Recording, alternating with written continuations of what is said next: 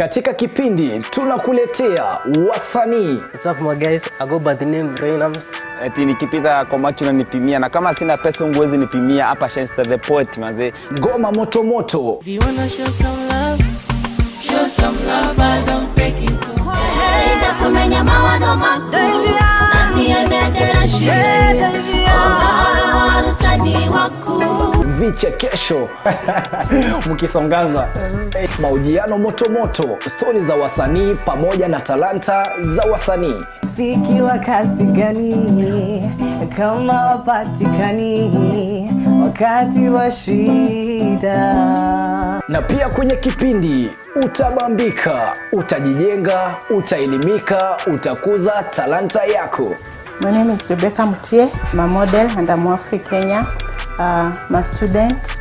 Napenda kusikiza kipindi cha Bonga na Katoni kila Jumatatu kuanzia saa 9 mpaka saa 10. Kumbuka ni kwenye Bonga na Katoni ndani ya TAS TV kuanzia saa 9 hadi saa 10 kila siku ya Jumatatu.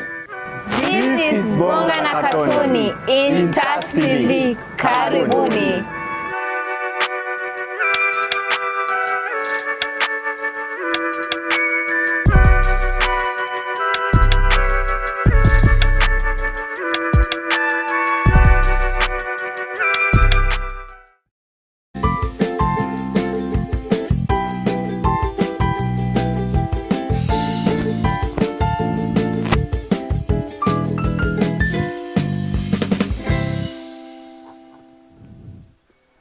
Mambo vipi wapenzi watazamaji, karibuni tena, ikiwa leo ni Jumatatu tarehe 9 mwezi wa 9 mwaka 2024.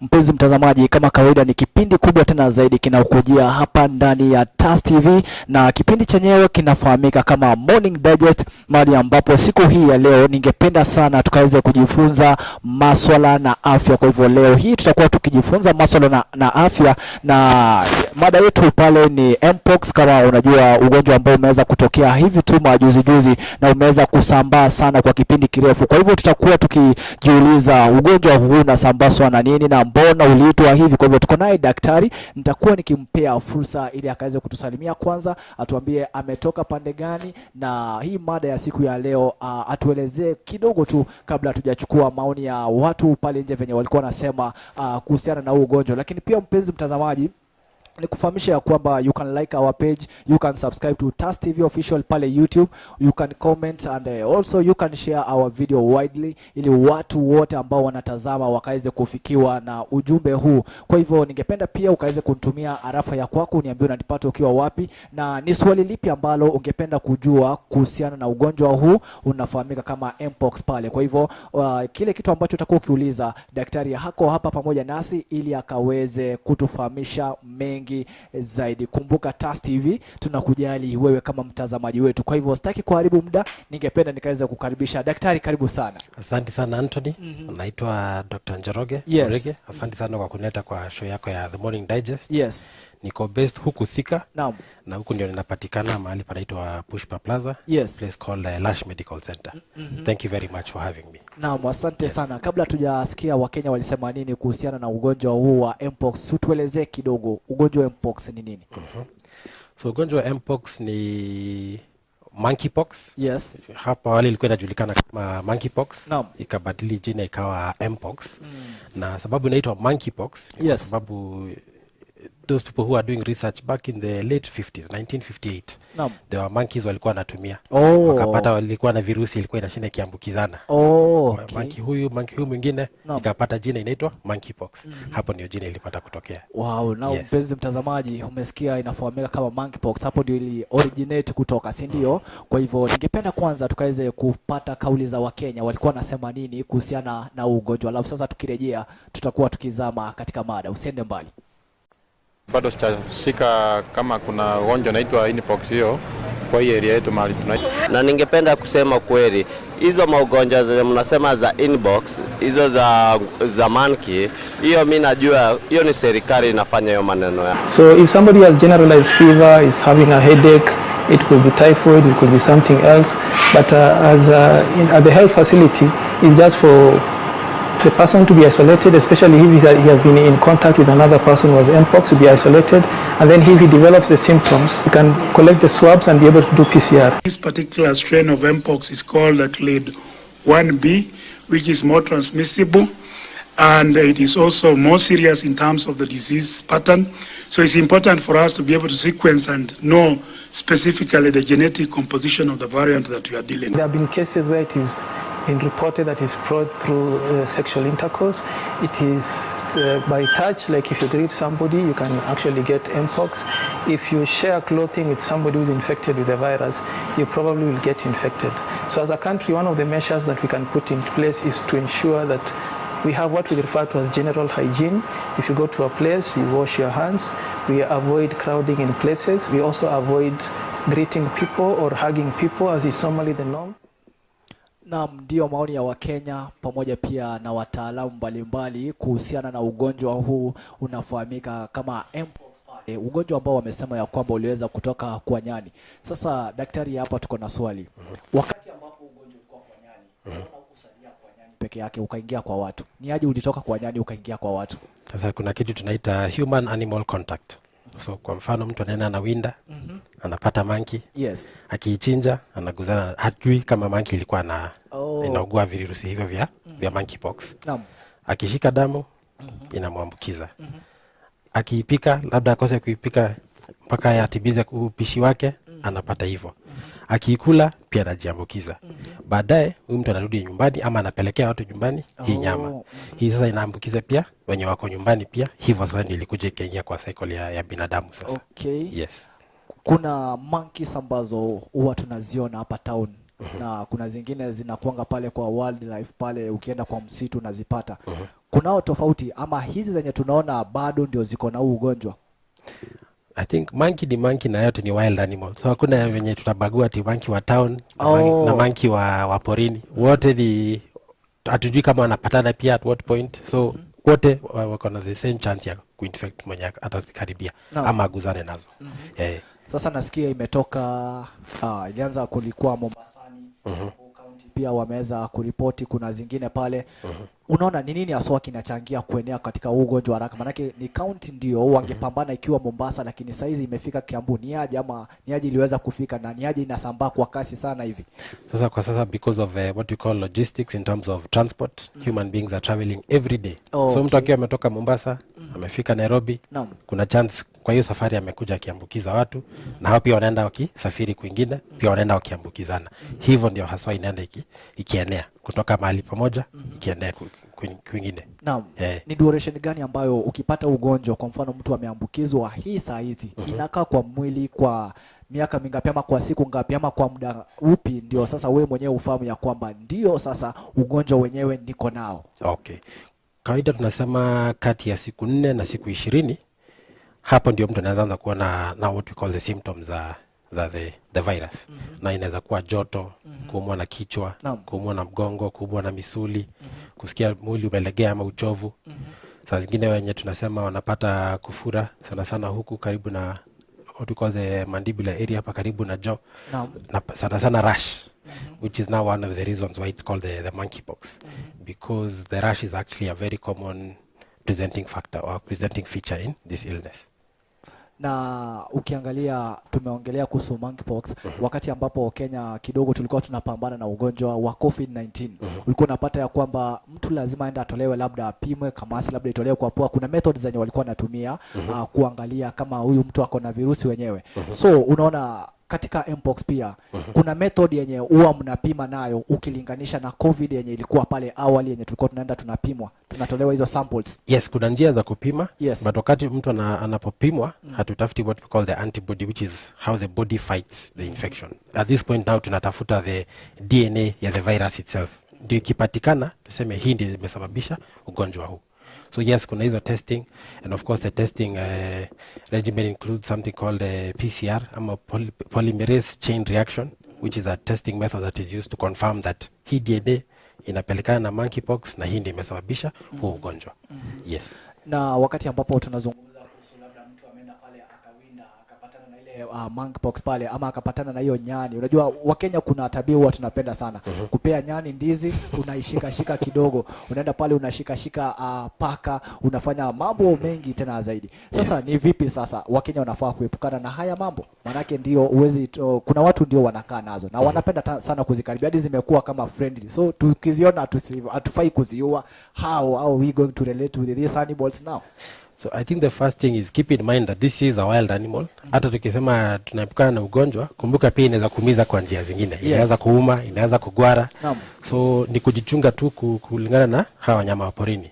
Na hata kama inaitwa monkeypox, sio monkeys pekee zinaambukizana na hii ugonjwa ya virusi. Mtu anaweza kula what we call gazelle ama porcupine ama hata panya, na hizo pia zinazokuwa zimebeba virusi vya monkeypox. So ama mpox as tunaijua sasa. So it's not just the monkeys. So any wild animal, consider it a risk. Yes. Wengi wanafahamu ya kwamba ili nipate ugonjwa lazima nishike mtu, lazima nishike kitu fulani. Kuna njia nyingine ambazo ugonjwa unaweza kusambaa kutoka kwa mtu kwenda kwa mtu mwingine. So isipokuwa what we are calling a physical touch, we are what we are calling a respiratory droplets. So mtu ameambukizwa, akona virusi vinatembea kwa mwili, asniza ama akohoe, inaingia angani, mtu mwingine anakuja anapumua hiyo hewa, anaambukizwa. Nyingine ni what we are calling sexual contact. So na mtu pia anaweza ambukizwa kwa njia ya zinaa na apate kupata sasa ugonjwa wa mpox. Wakati ambapo nataka sasa tuzame katika sexual contact. Sasa unajua kitambo tulikuwa tunaenda hospitali tunapima ukimwi, so watu waende wapimwe mpox kwanza before waingie pale ama I think inakuwaje sasa? Before mtu apime, of course we have to have what we call the index of suspicion or high index of suspicion. Awe akona the symptoms wenye tumeelezea, kuumwa na kichwa, misuli, kuhisi joto. On top of that atapimwa tuone sasa kama kuna rash, which is now a common feature tulikuwa tumesema ya mpox. Ikiwa hiyo imepatikana, sasa daktari akiwa na that index of suspicion, sasa atafuatilia mambo ya testing. Ndio aseme inaweza kuwa ni mpox, inaweza kuwa ni chickenpox, inaweza kuwa ni ugonjwa mwingine, acha tu test tuone inaweza kuwa ni shida gani. Na pia venye umeelezea kwa mambo ya HIV, that is another complicating factor in the disease of mpox, because now those without are likely to have less severe disease, lakini wenye watakuwa na ugonjwa wa HIV au wanaweza pata ukubwa zaidi ama uzito zaidi wa huo ugonjwa. Sasa tumekubali sasa ugonjwa unaweza kutransfer pia kupitia hewa. Na ukiangalia hizi signs, ugonjwa labda unaona kama kuna wengine ambao unakaribia nao, kwa mfano unaweza sema labda mtu kukohoa, kuumwa, alafu mtu apelekee hiyo ni malaria tu. Is there another extra idea yenye mtu anaweza kuwa nayo, sema hapana, hata kama ni kuumwa, this is not malaria, hapana, hii ni mpox ambayo niko nayo, asirelate na ile ugonjwa nyingine pale? Hapo ikiwa ni acha tuseme layman ama raia, itakuwa ngumu kutofautisha kusema ni malaria ama si malaria mpaka afike hospitali, because hapo sasa ndio mwenye anamhudumia ataweza kujua kama ni malaria, atamuuliza maswali kwa njia fulani kuconfirm ama kuona kama sio malaria.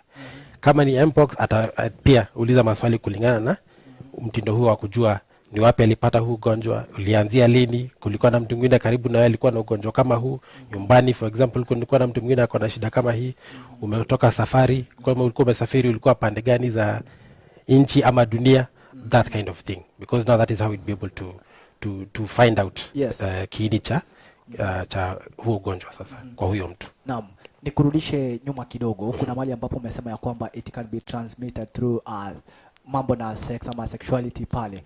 Sasa ni akina nani hao ambao huwa tunaangalia? Maanake ukiangalia katika dunia ya sasa imekorogeka kidogo. Unapata ya kwamba kuna wale ambao wanafanya ngono kwa ngono ambao bado ni wanaume kwa wanaume, kuna wanawake kwa wanawake. Sasa hapa ni akina nani ambao tuna target, ama ni yeyote yule ambaye akona huu ugonjwa? So hapo awali ilikuwa hiyo njia ya respiratory contact na physical contact.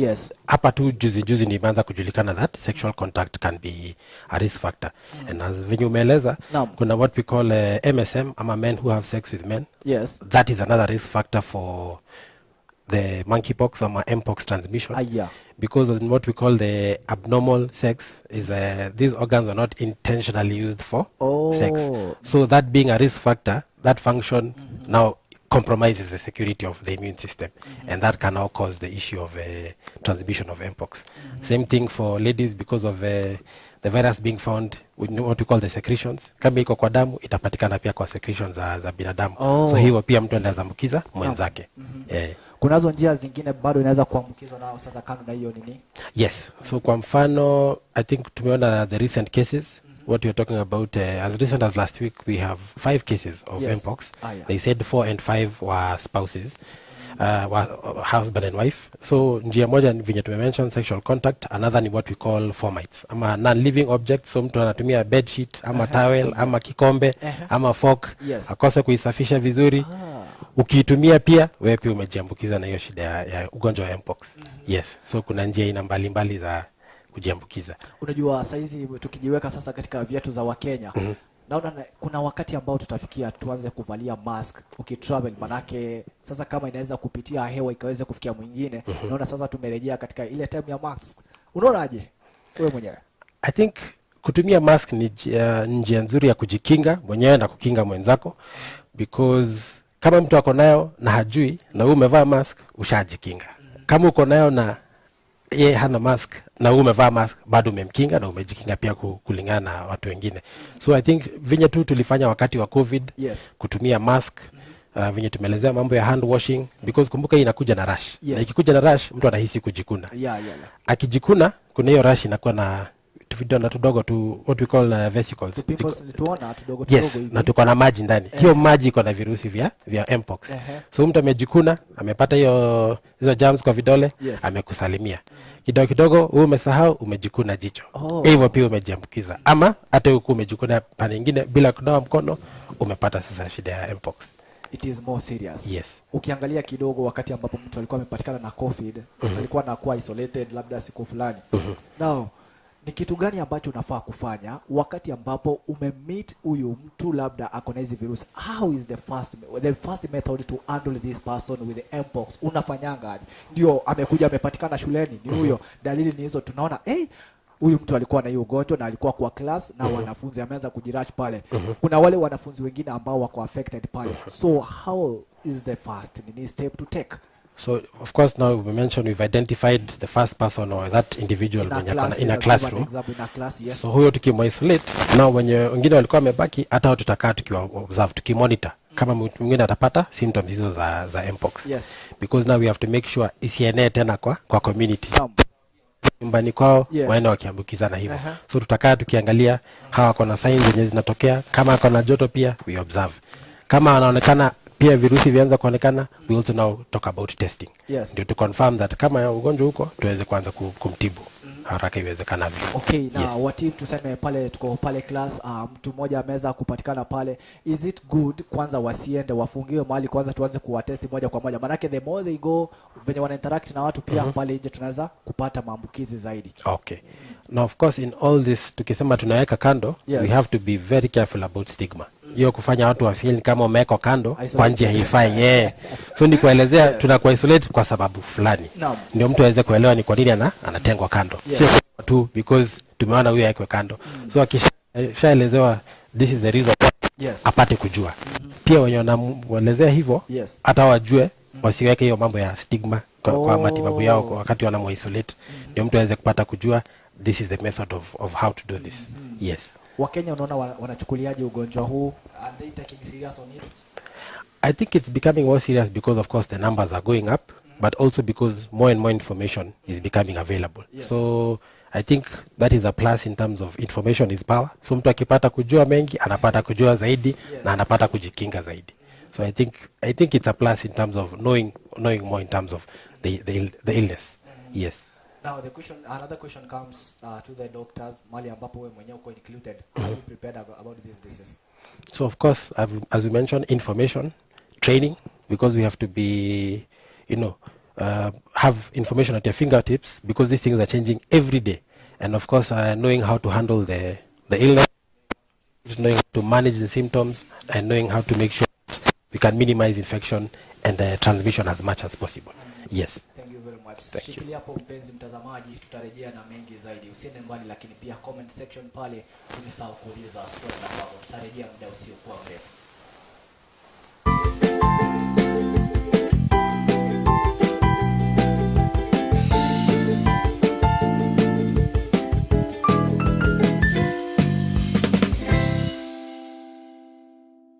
Katika kipindi tunakuletea wasanii. What's up my guys? I go by the name Reynams. Eti nikipita kwa macho unanipimia na kama sina pesa unguwezi nipimia hapa Shenster the Poet manze. Ngoma moto moto. If you wanna show some love, I don't fake it. Hey, da kumenya mawado mako. Nani anadera shire. Oh, warutani waku.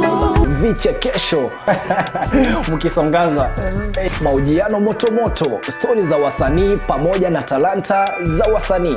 Fiki wa kasi gani kama wapatikani wakati wa shida. Na pia kwenye kipindi utabambika, utajijenga, utaelimika, utakuza talanta yako. My name is Rebecca Mutie, I'm a model and I'm African Kenya. I'm a student. Napenda kusikiza kipindi cha Bonga na Katoni kila Jumatatu kuanzia saa 9 mpaka saa 10. Kumbuka ni kwenye Bonga na Katoni ndani ya TAS TV kuanzia saa 9 hadi saa 10 kila siku ya Jumatatu. This is Bonga na Katoni in TAS TV. Karibuni.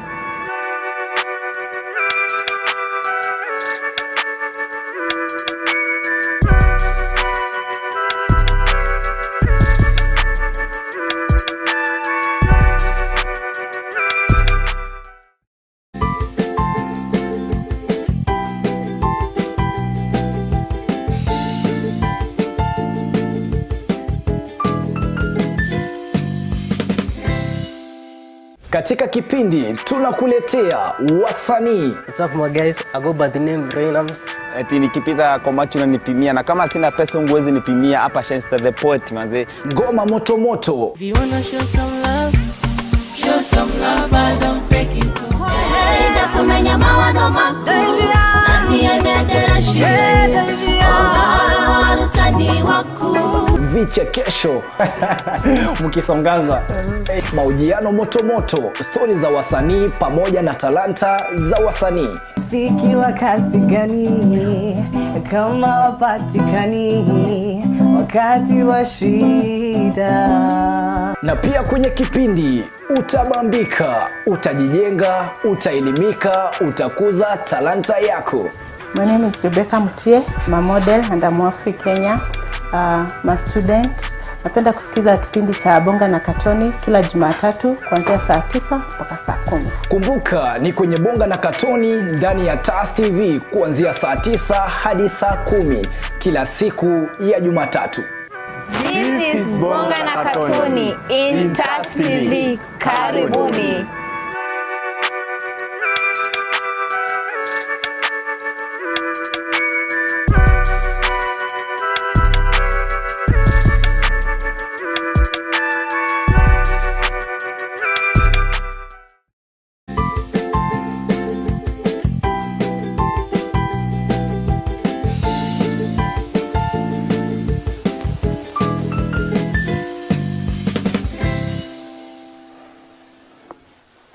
Naam, karibu tena wapenzi watazamaji. Kama una tune in kwenye kipindi kinafahamika kama Morning Digest, kipindi ambacho kinakujia kila siku ya Jumatatu katika runinga ya TAS pale. Kwa hivyo unaweza ingia pale YouTube TAS TV official, you subscribe to our channel pale, and you can share your comment, you can ask any question concerning the mpox which we are now talking about. Na pia kama inawezekana, you can share our videos widely so that people they can reach out the information. Tuko naye Daktari Njoroge hapa ndani na tunaendelea na kuzungumzia kuhusu na ugonjwa huu ambao umekuwa ukisambaa sana. Ugonjwa unafahamika kama monkeypox, lakini wengi wanaufahamu kama mpox pale. Anyway, kama uko na swali lolote ambalo ungependa kujua kuhusiana na ili swala, unaweza kufanya nini? Unaweza kutumia arafa ya kwako pale. Sijui unanipata ukiwa pande gani mwa Kenya, pia ni vyema ukaweze kutumia arafa ya kwako pale. Kwa hivyo kuna wengi ambao labda daktari wangependa kufahamu how mpox affected public health globally and locally. When you explain about this point, what can you say about it? Okay. So generally we can almost say that mpox anywhere is mpox everywhere. Yes. So mtu akiwa akonayo mahali pamoja anaweza kuwa akisafiri aenda akiambukiza watu, waende wakiambukiza wengine, and that is why we are saying mpox anywhere can be mpox everywhere. And of course we mentioned you've asked locally. So again, the transmission in terms of people moving around from one place to another. Yes. It's the same thing, it's the same dynamic that affects international, public health. Yes. So identifying, the case, identifying where they got the infection from will be very important in determining and being able to control that infection and that rate of spread in terms of the community. Yes. What are there any vaccine or available for the mpox? Yes, currently in the world there are 2 vaccines. Ya kwanza inaitwa Genius na inatumika sana sana kwa wenye tunaita fast responders, healthcare workers, wenye wako disciplined forces, because of course there's that risk of what we call bioterrorism. So in case huyu akuwa amepatiwa chanjo, in case kukuwe kumeenezwa hizo germs za mpox, aweze kupambana na whatever the risk may be. And then of course now others who may have the risk now for the infection. But of course that is one, that is a Genius, and it's normally the first line vaccine. Kuna ya pili inaitwa ACAM 2000. Hiyo pia inatumika kama vaccine, lakini hiyo tunaita second line because the side effect profile is a lot worse than for Genius. So sometimes even the side effects for the ACAM 2000 may feel like the illness itself. So that is why inatumika sana sana kama last resort for vaccination. Yes. Na hapo sasa ukitibiwa, how long does it take itoke katika mwili wako? Sasa hapo inategemea. Tulikuwa tumeeleza chukua mwaka. Hapana hizi chukua mwaka. We normally have a range of 2 to 4 weeks for the illness to run its course. And that is with or without treatment. The treatment helps in reducing the symptoms or managing the symptoms. So kupunguza joto, kupunguza kuhisi kujikuna, kupunguza maumivu, that kind of thing. But the illness itself must still run its course until the body is able to clear the virus from the system. Na kuna kitambo kidogo watu walikuwa wanaenda pale hospitali kama ni COVID wanapewa madawa pale. Na sasa hizi dawa zinaweza patikana labda katika chemist ama pia katika wakienda pale hospitali huwa zinauzwa ama zinapewa free pia? Hapana, hazipatikani kwa chemist. They are still very controlled because the illness is also quite new in terms of coming back into human or people. But we have about 4 medications which are available.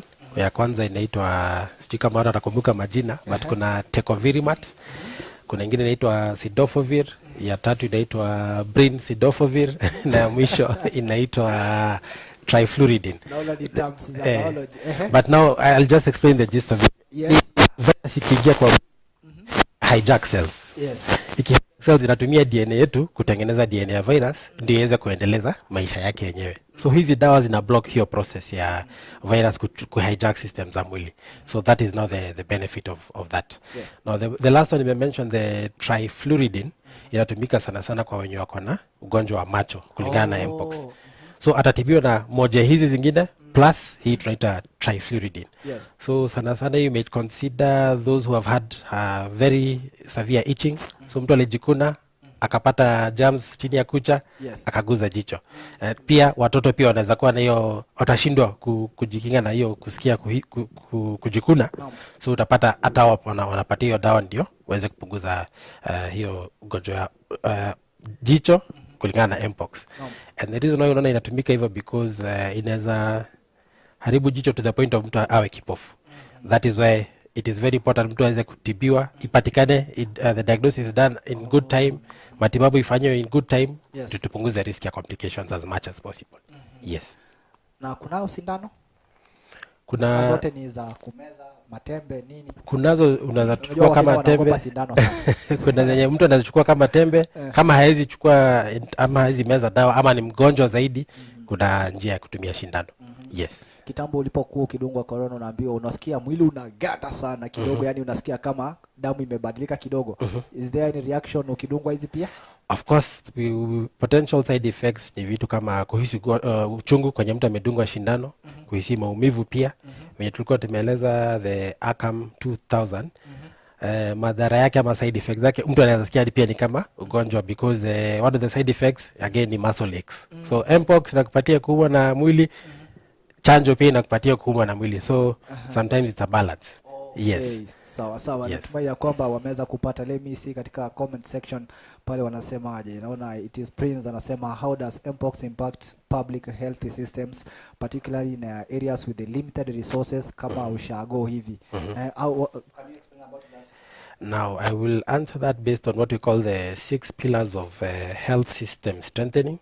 So the 6 pillars themselves are health service delivery, health workforce, access to essential medications, Yes. vaccines and technologies, health financing, health information systems, and of course leadership and governance. Yes. So all these have to work together. So tukisema leadership and governance, we should have that goodwill by those in leadership to be able to channel the efforts in the right way. Health financing, of course, the resources need to be available in terms of funding from be it county or national government.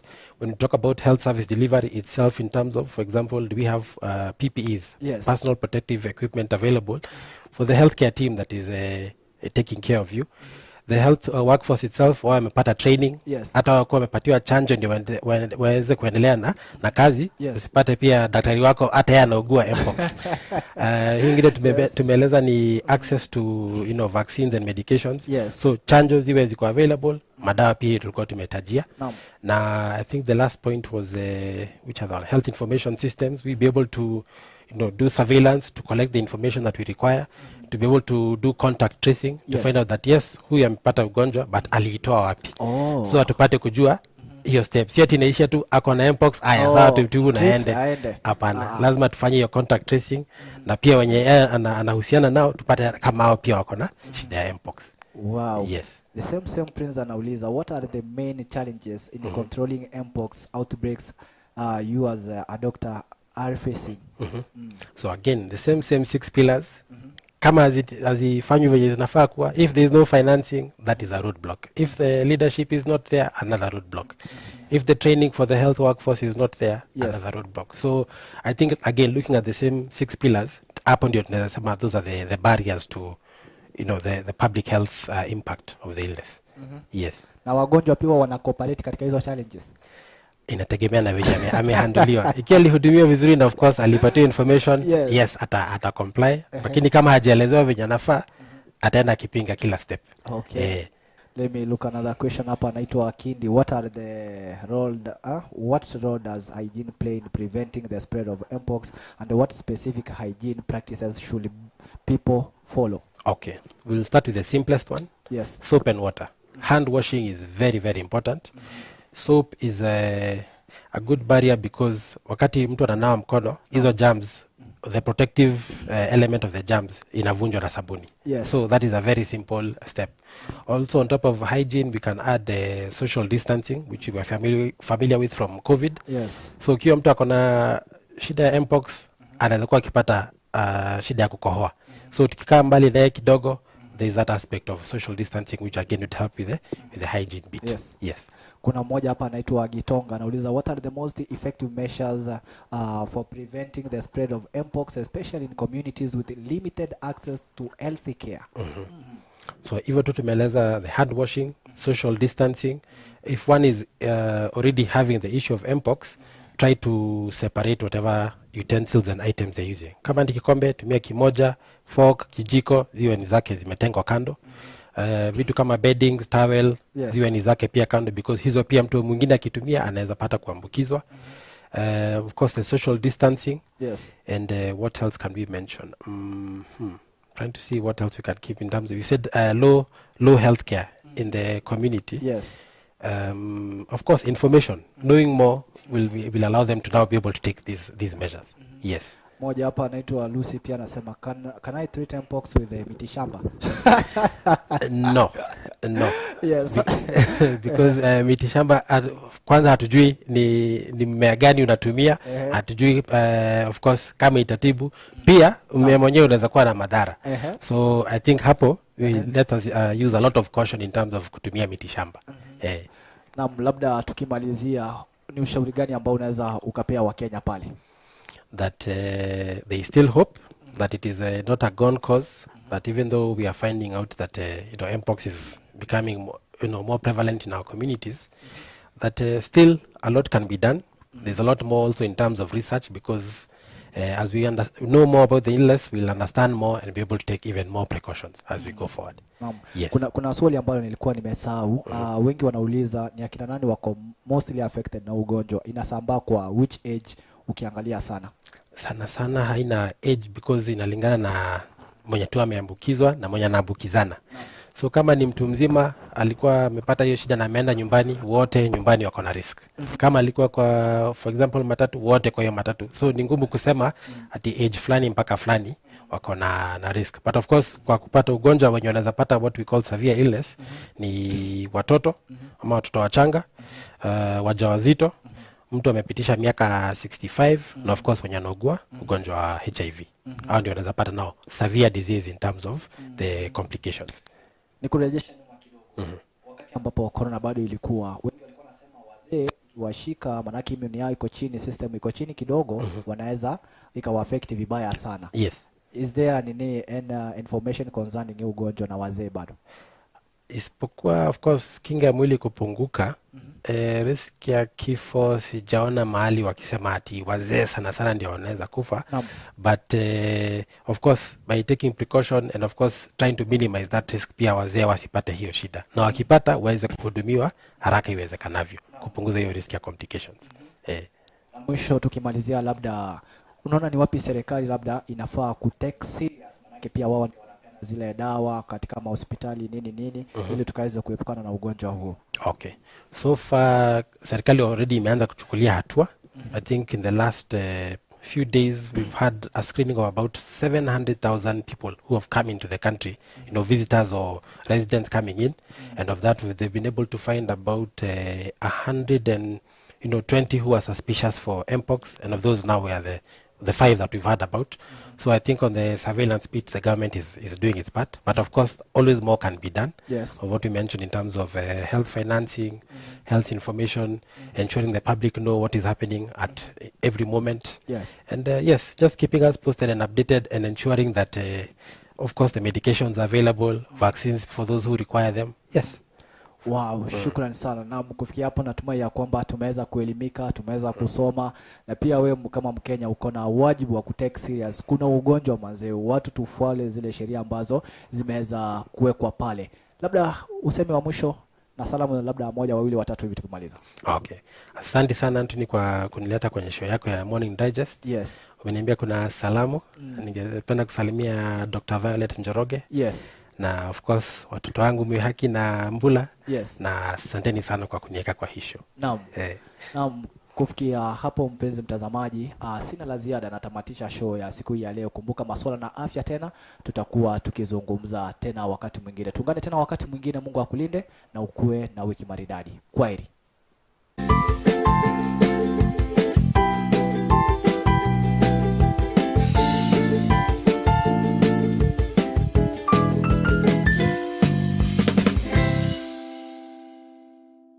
Katika kipindi tunakuletea wasanii. What's up my guys, I go by the name Rainams.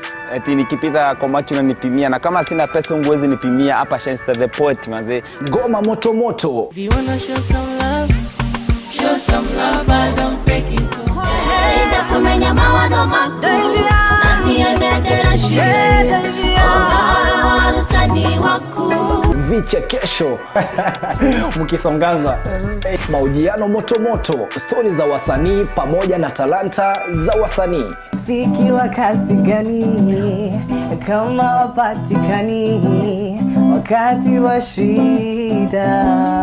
Na pia kwenye kipindi utabambika, utajijenga, utaelimika, utakuza talanta yako. My name is Rebecca Mutie, I'm a model and I'm African Kenya. I'm a student. Napenda kusikiza kipindi cha Bonga na Katoni kila Jumatatu kuanzia saa 9 mpaka saa 10. Kumbuka ni kwenye Bonga na Katoni ndani ya TAS TV kuanzia saa 9 hadi saa 10 kila siku ya Jumatatu. This is Bonga na Katoni in TAS TV. Karibuni.